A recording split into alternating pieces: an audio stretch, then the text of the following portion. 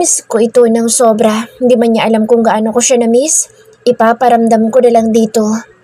Buong magdamag, halos pahinga lang saglit, kain, nood ng TV, kwentuhan tapos bakbakan ulit. Nagising ako na hindi maigalaw ang buong katawan. Sa tingin ko'y dahil sa matinding pagod. Para ako nanlalata at walang lakas na kumilos. Nansipatin ko ang oras ay 8 a.m. na. Normal na oras ng gising ko'y 5 a.m. Wala akong kasama sa silid. Sobrang tahimik. Rafael! Paos ang tinig na tawag ko rito. Napaos dahil sa ingay ko kagabi hanggang kaninang madaling araw. Mabuti na lang at kami lang ang tao sa mansyon na ito. Matalas pa rin ang pandinig ko. Ang yabag papalapit sa pinto ang kumuha ng atensyon ko. Nang bumukas iyon ay nakita ko ang lalaking ngisi-ngisi. Mukhang sobrang ganda ng gising nito. May bit-bit itong tray na punong-puno ng pagkain. Dumiretso ito sa balcony ng silid. Iniayos muna nito iyon at tanaw ko naman siya, kaya nakasunod lang ang tingin ko rito. Can't walk? Nakangising tanong nito na lumapit sa akin. Nanghihina ako. Reklamo ko rito. Is it my fault? Tanong nito sa akin, saka ako binuhat. Yes, it's your fault. Tumawa lang ito. Mukhang tanggap naman ito ang paninisi ko sa kanya. Kailangan mo kumain para bumalik ang lakas mo. Mukhang nasaid ko masyado. Inilapag niya ako sa couch at agad ding iniabot sa akin ang baso ng gatas. Tinanggap ko iyon pero nanghihina talaga ako kaya siya na nagpainom noon sa akin. Asikasong-asikaso ako nito. Ito yung hinahanap-hanap ko noong panahong nagbubuntis ako sa kambal. Masikaso si Rafael. Madarama mo sa kilos niya kung gaano siya ka-sincere na tao. Sinubuan niya ako para makakain ako. Ngayon lang din ko naramdaman yung gutom ko. Ang oras ng breakfast ko ay 6 o'clock to 6:30 a.m. At ang 8 a.m. ay para ng late breakfast. Galit na ang sikmura ko noon. Gusto sana kitang yayain mamasyal dito sa aking paraiso. Kaso sa estado mong iyan, malabong kayanin mo maglakad. Pwede naman kitang buhatin pero tsak na hindi mo ma-enjoy. I want to rest. Siguro naman ilang oras na pahinga lang ay makakakilos na ako ng maayos. Sure, may next time pa naman. Pwede rin naman bukas. Hindi kita papagurin mamayang gabi. Wala ka pang balak na ihatid ako? Wala. Nakangising nito sa akin. Sinubuan niya ako ng banana kaya naman agad kong sinubo. Sinadya ko pang ang isubo iyon ng halos makalahati na tapos iniluwa ko rin. Dinilaan ko pa ang dulo bago kinagat. Mariin tuloy itong napalunok. Napabungis-ngis ako sa reaksyon niya. Pagkatapos mong kumain, i-ready ko ng bathtub. Bahagyan nitong hinawi ang buhok ko na tumabing sa mukha ko. Thank you. Malambing ang tinig na ani ko rito. Ano bang meron kami? Init ng katawan para sa kanya? Paano naman sa akin? Mas lalo yata ako nahulog sa lalaking ito. Parang nasalo niya ang lahat ng kaswitan tapos sa akin niya ibinubuhos. Welcome, babe. Pero ibablock pa rin kita, ha? Biro ko lang naman iyon dito. Pero for sure darating ang panahon na babalik kami sa dati. I don't care. Marami ako reserbang SIM card. Pagyayabang nito, malakas akong natawa. Paano mong naisip na bumili ng SIM card na marami? Naisip ko lang. Saka nabasa na rin sa isang article. Ang mga magagandang tulad mo'y mahilig mong block. Kaya naman nag-isip na ako in advance. Dadagdagan ko pa iyan para hindi ako maubusan. Sabay kindat nito sa akin. Ay, kung pwede lang habang buhay na ganito. Ang saya siguro namin dalawa, kasama ng mga anak namin. Pero tsak na naghahandala ang mga kalaban ko. Oras na kumilos na ulit sila, magiging magulo na naman ang lahat. Lalo't nakatanggap ako ng tawag na nagbigay sa akin ng impormasyon tungkol sa haka-hakang anak ni Miss Grace. O siya, dyan ka na muna. Masarap ibabad ang katawan sa maligamgam na tubig. No, gusto ko ng malamig na tubig para i-relax ang katawan ko. Really? Okay, stay here. Humalik ito sa pisngi ko saka ako nito iniwan. Pero bumalik din at iniabot ang phone ko na tumutunog. Psych? Takang-ani ko sa anak na siyang agad na nag-hello nang sagutin ko ang tawag. Mommy, sabi ko kay Lolo I want ice cream. Pero sabi niya maaga pa raw. Totoo naman, it's too early anak. Pero pwede later, Mommy? Tanong nito. Parang naisahan ata ko nito. Mabilis pa naman itong sipunin kapag kumakain ng ice cream. Magpaalam ka kay Lola. Kapag pinayagan ka, make sure na konti lang ha. Share kayo ng kuya mo. Okay po. Si kuya, nagpupupo siya. Nasa CR po siya. Kwento ng anak ko. Ganun ba? Pakisabi sa kanya, I love you. Okay, I love you. Basta na ibinaba ng anak ko ang tawag. Ang number ng yaya nito ang ginamit sa pagtawag. Ready na? Bungad ni Rafael. Ilang minuto ang lumipas. Pinangko ako nito at dinala sa banyo at handa na nga. T-shirt lang naman ang suot ko. Ibinaba muna ako nito at hinubadan sa plot ko. Saka naman ako maingat na sumampas sa bathtub. Saka dahan-dahan na inulubog ko ang masakit na katawan sa malamig na tubig. Gusto ko makilala itong Ashley Zimmer na ito. Wala man lalarawan sa internet kaya gusto kong personal na makilala ang babae. Sinulipan ako ng aking apo na agad na sumimangot. Alam ko na yung taktika na iyan. Kapag hindi mo nagustuhan ay tsak na ipagtatabuyan mo. Ganyan din ang ginawa mo doon sa mga dating sumubok maligaw sa akin. Mataray na anito. Hey, ginawa ko iyon kasi alam ko namang hindi ka interesado sa kanila. Gusto ko lang din namang makatiyak na nasa tamang babae ang kuya mo. No, Lolo. Hintayin mo si kuya magharap sa iyo sa babaeng napupusuan niya. Hayaan mo siyang maging masaya. Pinalnaan nito. Para na may pinaparating mo na hadlang ako sa love life ng kapatid mo. Reklamo ko rito. Bakit hindi ba? Parunggit na tanong nito sa akin saka ko nilayasan. Tingnan mo itong malditang bata na ito. Dinig kong ani ni Lolo pero hindi ko ito pinansin. Pupuntahan ko si kuya sa mansyon niya. Tsak na nandoon ito ngayon. Hindi ko kailangan ng permission bago pumunta roon. Kaya naman nagpasya akong dumiretso na agad doon pero nang makarating ako ay wala naman tao sa mansyon. Nakita ko ang sasakyan nito pero wala siya doon. Sinubukan ko itong tawagan pero hindi naman sinasagot ang tawag ko. Wala tuloy akong choice kung hindi bumaba na lang. Ang ganda! Galak na ani ko kay Rafael nang marating namin ang falls na pinagmamalaki nito. Medyo malayo din ang nilakad namin pero parte pa rin ng property na lalaki ang falls na ito. Napakalinaw ng tubig at para kung bumalik sa bundok nagpili kung saan may ganito ring liguan. Hindi nga lang kasing tayog ng falls na ito. Kaya sa tumunga nga kanina iniyaya ko na itong maglakad-lakad nang maramdaman kong okay na ang katawan ko. Naganda lang ito ng pagkain na baon namin saka kami lumarga nito. T-shirt niya pa rin ang suot ko at pajama niya. Mag-uutos na lang daw siya ng tauhan na maghahatid ng pamalit ko later. May papag sa gilid ng falls. Malilim din doon, kaya naman masarap tumambay. Tumawid kami sa kabilang bahagi at umupo muna sandali sa papag. Tsak na magugustuhan ni Bunsoy ang ganitong lugar. Sana may pasyal ko rin ang mga anak ko sa ganitong klaseng lugar. You like it? Tanong nito sa akin. Agad naman akong tumango. Sobrang nagustuhan ko. Maliligo na agad ako. Excited na ani ko rito. Hindi pa nga ito nakakasagot ay nagubad na ako sa harap nito. I don't care kung wala akong suot na bra. Wala din naman akong suot na underwear. Nang lumusok ako sa tubig ay wala akong kahit na anong saplot sa katawan. Natawa pa nga si Rafael nang tumili ako. Ang lamig kasi, pero agad namang narelax ang katawan ko. Lumusong ako sa malalim na parte. Bakit pakiramdam ko'y malaya ako ngayon? Pakiramdam ko'y sobrang saya ko. Siguro dahil kasama ko si Rafael. Siguro nga, nang tingnan ko ito ay pinapanood na ako nito. Halika na rito. Kumaway ako rito saka ako lumusong patungo sa bato at naupo roon. Nang tingnan ko ulit ang lalaki ay sapunan nito ang ulo nito. Nabahala ako at mabilis na lumusong pabalik sa lalaki. Agad akong umahon. Bakit? Worried na tanong ko rito. Shit! Gigil na ani Rafael na napasabunod sa buhok niya. What's wrong? Tanong ko rito. Nag-aalala din naman ako. What if sumakit ang ulo nito at mag-collapse na lang itong bigla? Headaches. Sagot nito kaya naman mabilis kong hinawakan ang baba nito at bahagyang iniangat. Saka ako marahang minasahe ang sentido niya. Anong gagawin ko? May iniinom ka bang gamot kapag sumasakit iyan? Worried na tanong ko. No need. Mariing nakapikit na anito. Ang linaw-linaw sa isip ko nung nakita ko, pero wala pa rin mukha. Naririnig ko lang ang boses mo. Ang isang sapa, hindi naman katulad nito. Hirap na anito. Baka isa sa mga tagpuno ang nasa sapa kami nito sa bundok nagpili. Baka dahil sa halos kaparehong tagpo ay naguluhan ang utak nito. Umuwi na lang tayo. Hindi rin natin may enjoy ang place na ito kung ganyan ang sitwasyon mo. Seryosong ani ko rito. What if nagsunod-sunod ang mga alaala niyang iyon?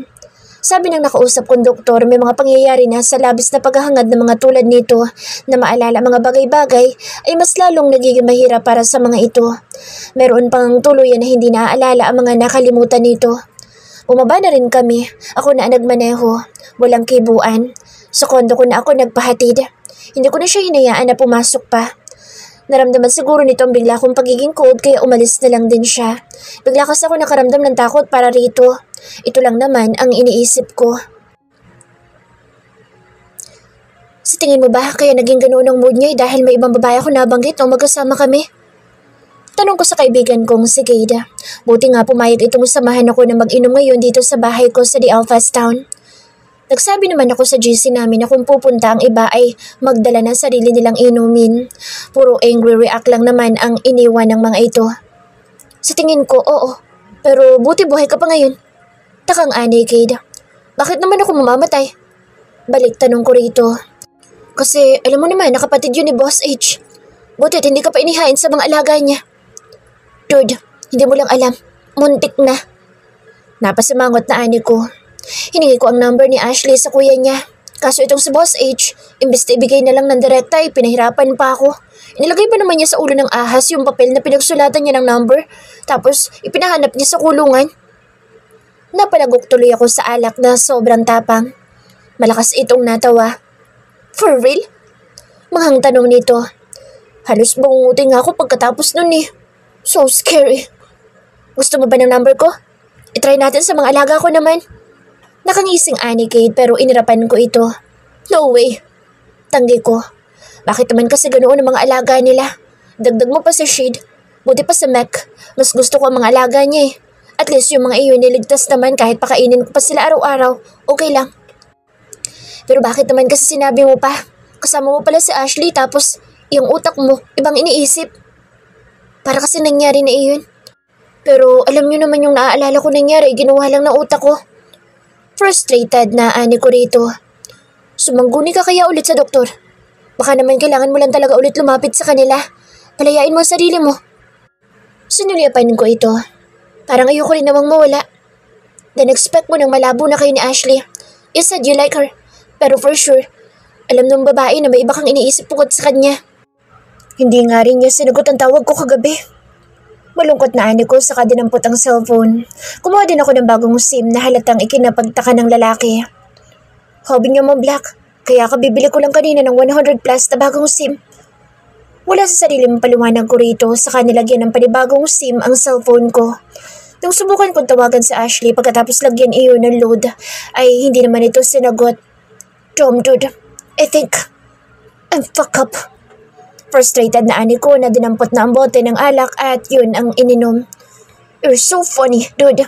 Hindi ko inaasahan na para kang teenager kung magkagusto sa babae. Dapat yung malupitan ng diskarte. Paano? Tanong ko rito. Ligawan mo sa bahay. Nakangising ani to. Ganoon sa ginawa mo sa asawa mo? Tanong ko rito. Alam ko naman ang past ni Kate pagdating sa kalokohan niya noon. Oo, parang ganoon. Proud pang ani to sa akin. Mukhang ang malabo kung makatapak sa bahay nila eh. Nakasibangot na ani ko rito. Di, ibahay mo. Kung pwede lang eh. Kaso wrong timing talaga yung biglang pagsakit ng ulo ko. Baka iniisip na niya ngayon na ginagamit ko lang siya para makaget over sa babaeng laman ng isip ko. Ginagamit mo nga lang ba siya? Of course not. Papayag ba naman ako sa kalokohan ni Boss H para lang makuha ang number ni Ashley? Bibili ba naman ako ng sandamakmak na SIM card para lang tawagan ng babaeng iyon? Maglalaan ba ako ng time para kulitin siya kung ginagamit ko lang siya? No, hindi ko siya ginagamit. Then humingi ka na ng tulong sa doktor. Kapag handa ka ng harapin ang kinatatakutan mo. Nang marinig ko ang high-tech na system ko na ini-announce na nasa labas sa mga kaibigan ko, ibinigyan ko agad ang mga ito ng pahintulot na makapasok. Nang isa-isang pumasok ang mga ito, waring mga modelo na inirampa ang mga bit-bit nilang alak. Pero mga langiya talaga. Mga loko-loko dahil pare-parehong may bit-bit na mga anak ang mga loko. Tuwang-tawa naman si Kate habang kinukuha isa-isa ang mga bit-bit nila. Hindi payag si Danny na umalis ako at mag-inom ngayon. Sabi ko, susuportahan lang kita. Para daw sure, pinadala na niya sa akin ang anak ko. Sinulyapan ko pa ang ibang kaibigan ko. Mukhang ganoon din ang reason nila. Ang ending, ako lang ang nagpatuloy sa pag-inom. Bakit pa kasi? Hindi naman pala totoong nangyari pero nandito pa rin sa utak ko. Lasing na ani ko. Kanina pa ako kwento ng kwento sa mga ito. Imagine, sa panaginip ko nakasira pa kami ng papag. Tigang ka lang siguro. Ani Cade na iiling-iling pa. Sabay-sabay namang napatakip sa tenga ng mga anak ang mga kaibigan ko. Daddy, what's tigang? Tanong ng anak ni Boss H na si Kiro Uno. Patay. Sabay-sabay na sabi ng mga kaibigan. Nang lingunin ko si Cade ay tumakbo ng palabas. Napabungis-ngis ako saka humiga na sa sahig dahil sa kalasingan. Kaya, formal expression ng mukha ko nang pumasok ang babae sa office ko. Nagre-relax na ako dahil lunchtime na. Hindi ko alam kung pupunta ba si Rafael ngayon pero hindi naman ako umaasa. Baka natauhan na rin ito. Para naman sa itsura mong iyan ay ayaw mo ako makita. Naparoll eyes ako sa sinabi nito. Kahit naman ayoko siyang makita ay sumusulpot pa rin ito eh. Habang buhay nga raw kasi niya akong kukulitin dahil masyado daw ako seryoso sa buhay. Hindi na dapat pa ako makaalam dito pero syempre wala namang masama sa konting tulong, di ba? Baka makatulong itong info na nakuha ko. Tinanggap ko ang folder na inabot nito. Alam namin ng kuya mo na patuloy mo pa rin hinahanap ang anak ni Miss Grace. Yan ang lead na meron kami. Baka sakaling mapabilis ang paghahanap mo. Salamat. Gusto ko lang talagang malaman kung nasaan ang taong ito. Baka may niluluto din siyang kademonyuhan. Hindi ko ibababa ang depensa ko hanggat may doubt pa sa puso ko. I know. Ikaw pa ba? Lahat ng tinatrabaho mo'y pulidong-pulido. Iiling-iling na ani to. May isang trabaho ako napalpak. Naiiling na ani ko. Nakita pa nga ng taong yun ang mukha ko eh. Bagya pa ng tumawa na ani ko rito. Sino naman yun? Lucifer Macbeth. Ay lang hiya. Malutong na napamura ito. Nanlaki ang mata at umiling-iling pa. Seryoso ka dyan? Gusto ni Miss Grace na tulungan ko si Lucifer Macbeth na pabagsakin ng isang tao na kalaban ni Lucifer sa negosyo. Ano sa tingin mo mangyayari kapag nagharap kami ni Lucifer? Sa tingin mo ba ititikom niya ang bibig niya kapag nagkita kami? Mananahimik kaya siya sa harap ni Rafael? I doubt. Lalo't malaking pera ang nawala sa kanya. Palpak o sinadya? Tanong nito sa akin. Well, hindi ko naman sinasadya na ipinorward sa kalaban niya impormasyon. Malaking foundation ang maasa sa company na iyon. Yun ang gusto sirain ni Lucifer. Sa tingin mo ba hahayaan kung masira ang kinabukasan ng mga taong umaasa sa company na iyon? Hindi lumabas sa media ang nangyari. Walang na-involve na pulis sa gobyerno. Nanahimik si Lucifer sa galit niya dahil tsak na makakaladkad siya sa media oras na magkaalaman.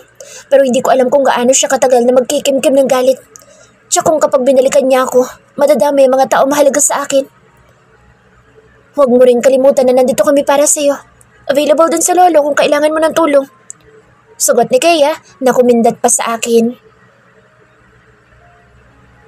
Anong ginagawa mo rito? Formal expression na bungad ko kay Rafael. Mukhang may hangover pa ang lalaki base na rin sa itsura nito. Nabanggit din ni Kuya H na nagyayang mag-inom ang lalaki kahapon. Bakit naman hindi mo sinasagot ang mga tawag ko? Nanunulis ang usong tanong nito. Ang tanda-tanda na pero sa itsura nito ngayon, masasabi kong mas matured pa ang anak naming si Anshil. Busy ako. Tipid na ani ko. Sinasadyang ipamukha rito na abala lang ito. Kaso makapal din ang mukha ng lalaki. Umupo ito sa upuang nasa tapat ng table ko saka siya nangalumbaba. Alam mo bang dahil hindi ako makapag-focus kay isip sa'yo, isang meeting ang hindi ko sisiputin? Ayoko i-cancel.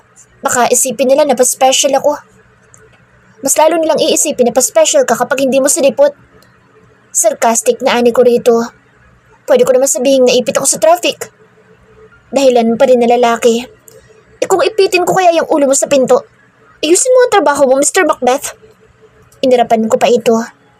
Pero ikaw ang gusto kong trabahuhin ngayon eh. Napakagatlabi pa ito. Stop it. Mukha ka manyakis. Reklamo ko rito. Hindi naman yun totoo. Gwapo ko yan ito. Malutong ang naging tawa nito. I'm not. Puntahan mo na yung meeting mo habang may oras pa. Huwag mo sayangin ang effort ng iba dahil ang sa tinatamad ka at may hangover ka. Sama ka? Naglalambing na alok nito. Para talaga itong bata na nagpapakyut sa harap ko. Parang biglang sumakit ang ulo ko sa kulit nito. I'm busy. Tanggi ko sa paanyayan niya. And I'll stay here. Inis na naihampas ko ang folder na nasa harap ko sa table. Napasimangot ito dahil sa ginawa ko. Sakit mo sa ulo? Mas masakit ang ulo ko rito. Turo na to sa ulo niya. Sabay tayo at itinuro ang pagkalalaki. Dito rin. Agad na kumalat sa pisngi ko ang pamumula dahil sa ginawa nito. Napasunod din kasi ang tingin ko sa itinuro nito. Early in the morning? Gusto ko nang mapapadyak. Sinasagad nito ang pasensya ko. Bakit? Mas maaga pa ngayon nangyari sa sofa sa kondo ko eh. Mabilis kong nadampot ang ballpen ko at ibinato dito. Proud na proud pa nitong iniwasan iyon. Lumayas ka habang hindi ko pa pinatatawag ang security para ipakaladkad ka. Sabay turo sa pinto. Bigla naman lumungkot ang ekspresyon ng mukha nito. Okay. Mahina ang tinig na anito. Damn this man. Alam nito kung paano huhulihin ang puso ko. Tubalik ko dito. Gusto ko lang siyang makasama. Ang damot. Parang batang nananadyang bubulong-bulong. Inis na tumayo ako sabay dampot sa bag ko. Inihampas ko pa ang bag sa likod ng lalaki. Napahabol nang mabilis akong lumabas. Aalis ako. Ikaw na muna bahala rito. Yes po, ingat po kayo na sir. Tumangula ako sa secretary at tumalikod na. Humabol naman si Rafael na mabilis na umakbay sa akin pero mas mabilis ang siko ko na tumama sa tagiliran nito. Napadaing ito sa sakit. Alam ko nakita ng ilang tauhan kong ginawa ko but I don't care. Sinasagad na lalaking ito ang pasensya ko. Malilate na ba ako? Tanong ni Rafael sa secretary niya. Nakasakay na kami sa kotse niya habang kausap ang tauhan nito. Nakasimangot na hinila ko ang necktie niya sa inayos iyon. Bahagya ko ring hinawi ang buhok niya at iniayos iyon. Hagod na lang muna ng pala dahil malilate na nga talaga ito. Okay, on the way na ako. Kami pala. Nakangising ni Rafael sa binabaan tawag. Salubong ang kilay ko. Kahit nagjo-joke ito ay hindi ko ito pinapansin. Ano pa bang mga banat ni Master Bell yung binasa ko kagabi? Dinig kong anito. Shut up, Rafael. Pwede bang isipan mo muna ang tungkol sa meeting mo? Masama ang tingin na ani ko rito. Ano magagawa ko? Ikaw na lang ang laman ng isip at puso ko. Inis na pinalo ko ang hita niya. Lahat biro para rito. Mabuti pa si Anshil, hindi pinapasakit ang ulo ko samantalang itong lalaking ito. Sinasagad na lahat ng pwedeng isagad. Napansin niya sigurong bad trip na talaga ako kaya naman ginagap na lang niya ang kamay ko. Narating namin ang hotel kung saan sila makikita ng taong kamiting niya. Sino bang kikitain mo? Tanong ko rito. Norman Oclax. Nakasunod ako rito pero kusang napahintoan pa ako sa binanggit nitong pangalan. Takang nilingon niya ako. Uy, ani Rafael sa akin. Huwag ka nang tumuloy. Halatang nalito ito sa sinabi ko. Ginagap ko ang kamay nito. Hotel and restaurant ang kinaroroonan namin. Imbis na tanungin kay Rafael kung nasaan ang kamiting nito sa lugar na ito, ay kumuha nila ako ng silida. Nang lingunin ko ang lalaki ay nakangisi na ito. Mukhang iba ang tumakbo sa isip nito dahil sa ginawa ko. Ang hindi niya alam, sinasalba ko lang siya sa sakit ng ulo. Gusto mo bang mag-loving-loving muna tayo? Maganda na ang mood na umakbay ito sa akin nang makuha ko ang susi ng silid. Oo. Sagot ko rito pero sa totoo lang, hindi naman yun ang reason. Napayas pa ito sa tuwa. Akala naman niya ay makakaisya sa akin. Baka lecturean ko lang siya sa pagiging reckless niya. Nang marating namin ang silid ay agad itong yumakap sa bewang ko at humalik sa leeg ko.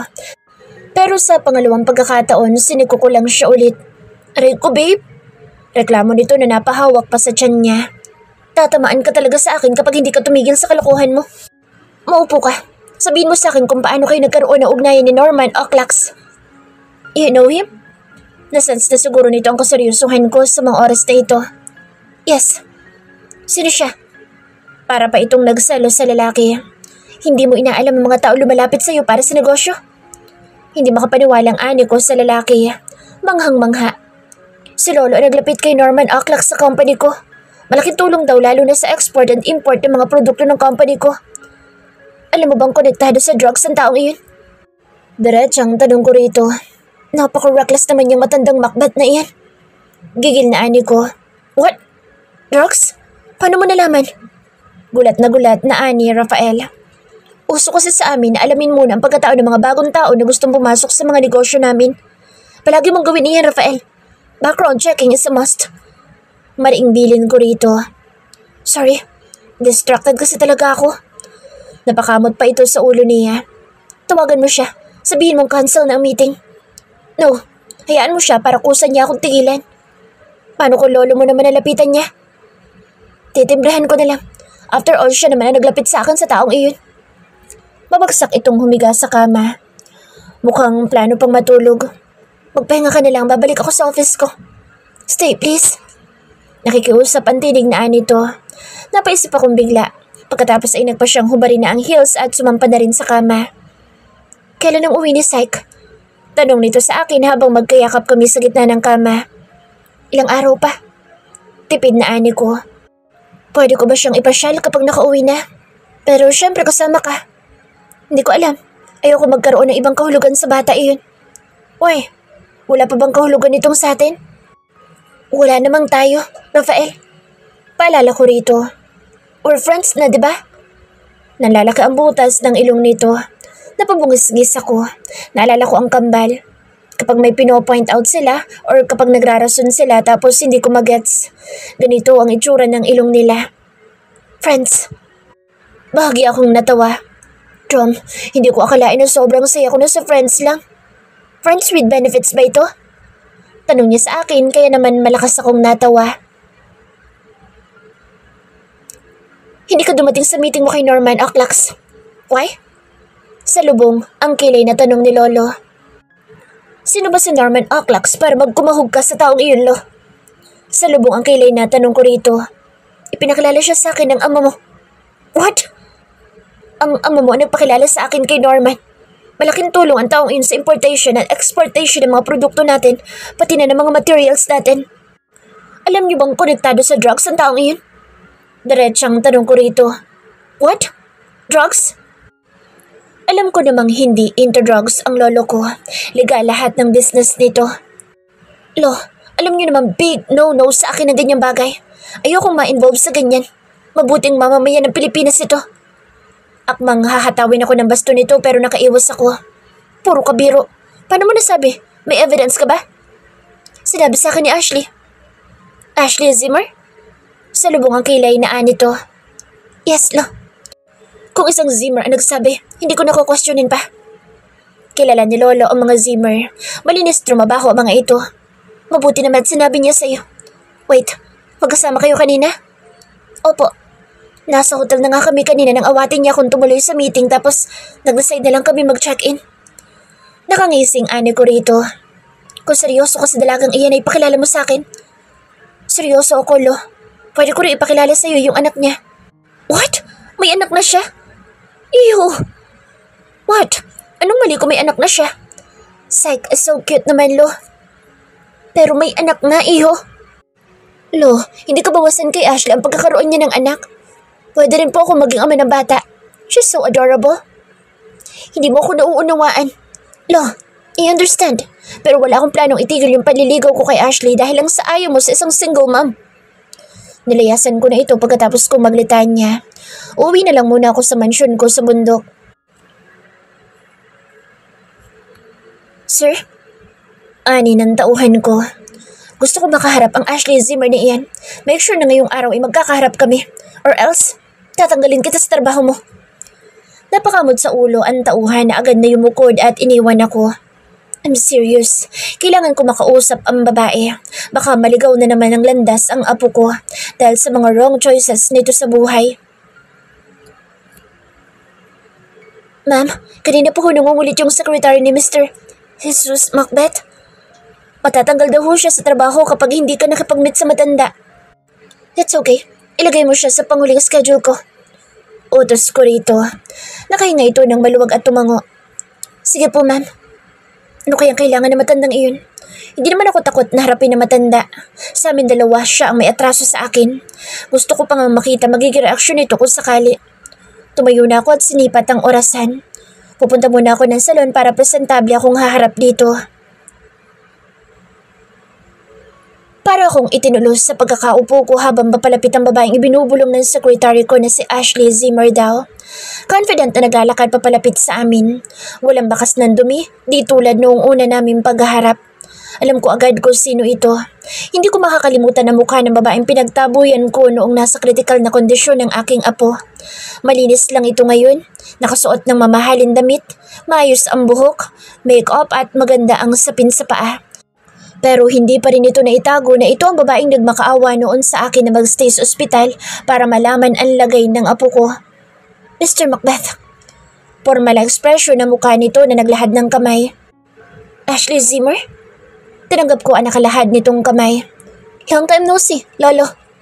Nanunodyo ang ngisi sa labi ng babae. Hindi kita apo. Masungit na ani ko rito pero bumungis-ngis ito. Mukha namang kilala mo pa rin ako, Mr. Macbeth. Kumusta? Tanong nito sa akin. Ngayon, naunawaan ko na. Lumapit ka ba sa apo ko para bawian siya? Plano mo bang maghiganti sa kanya? Masyado namang mabigat ang accusations na iyan, Lo. Una, hindi ako lumalapit sa apo niyo. Siya ang lumapit sa akin. Pangalawa, hindi ako naaalala ng apo niyo. Siguro kung ikaw ang paghihigantihan ko, okay pa. Pangatlo, hindi ako ganyang klase ng tao. Para saan po bang meeting na ito? Ito na ba yung oras na ipagtatabuyan niyo na naman ako? Bumungis-ngis ito. Confident na tinitigan ako nito.